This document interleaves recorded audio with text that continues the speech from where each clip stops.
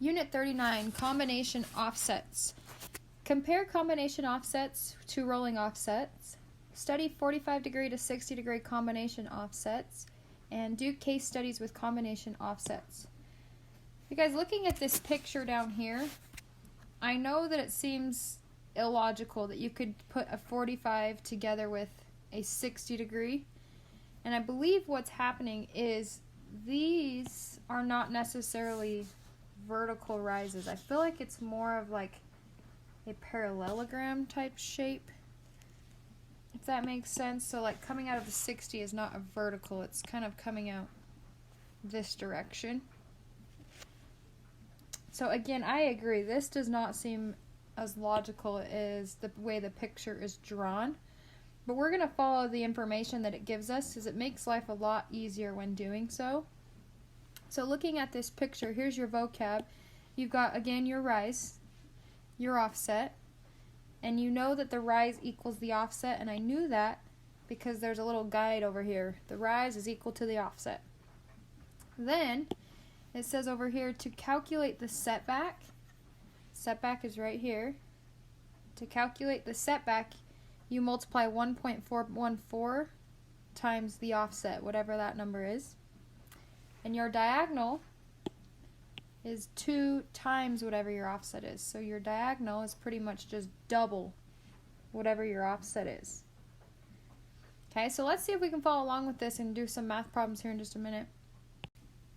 On the next page, to zoom in, we have a different setup. Instead of the box being lying more horizontal, now it's lying vertical. And so this time, this is kind of funny, they have a typo. It says rice, they meant rise, is 1.414 times the offset. So right here, your rise, to calculate that, you multiply 1.414 by whatever the offset number is. Another difference, having the vertical box, is that your setback and your offset are equal. So your setback and your offset are equal. And again, they tell you that your diagonal is just double. Let's get a different color here. Your diagonal is just double whatever your offset is. I would refer to these like all throughout, this guy right here, because these are going to help you with your combination offsets. Moving down, this picture looks confusing, but it's really not as crazy as it looks.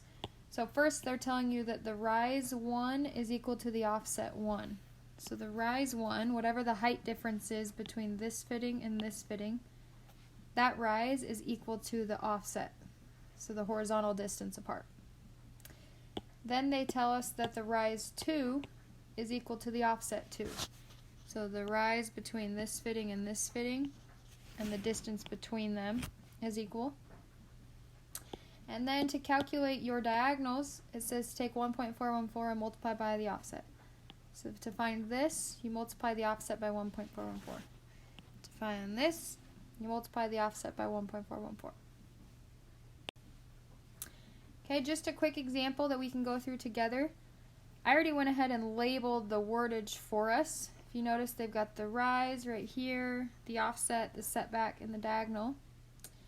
And remember, from the formulas on the other page, the first thing they told us was that if you have this setup, this is the horizontal box, the rise is equal to the offset. So we know, if I highlight here, this and this are equal. And they actually told us that this is 14 inches, which means that this is also 14 inches. Now to find our setback, it said that to find the setback, you would do 1.414 multiplied by the offset. Okay, well, multiply, my setback is, my offset is right here, which is 14. So I'm going to go 1.414 times by 14.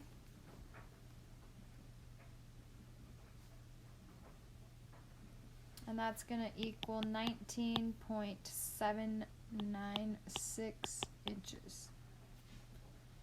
And so that is, this piece right here is actually the setback right here.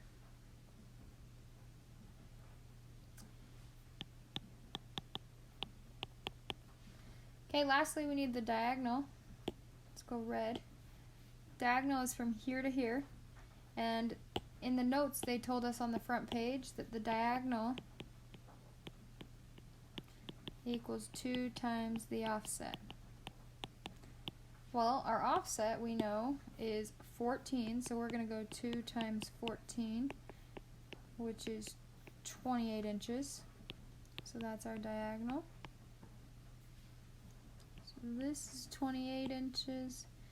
This is 19, and I'm just going to round this up to 19.8 inches.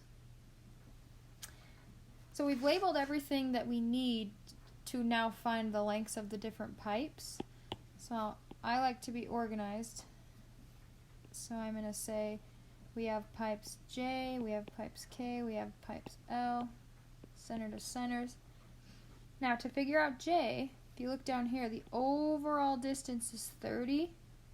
And we know that from the center of this Y to this corner is 19.8. So I'm going to have to do 30 and take away 19.8. And whatever I get will be J, this leftover.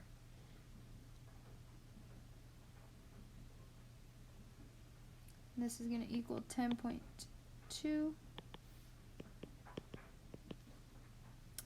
Now K we already found. It's the diagonal, 28 inches. And then L, the overall rise is 20 inches. Subtract this piece, which is 14 inches. And so we are left with 6 inches. The other problems are going to be similar. You just got to pay attention to what picture you're looking at so you know what key to use. If you have any questions, remember you can email me. I left my email at the top of Canvas. Good luck and bye-bye.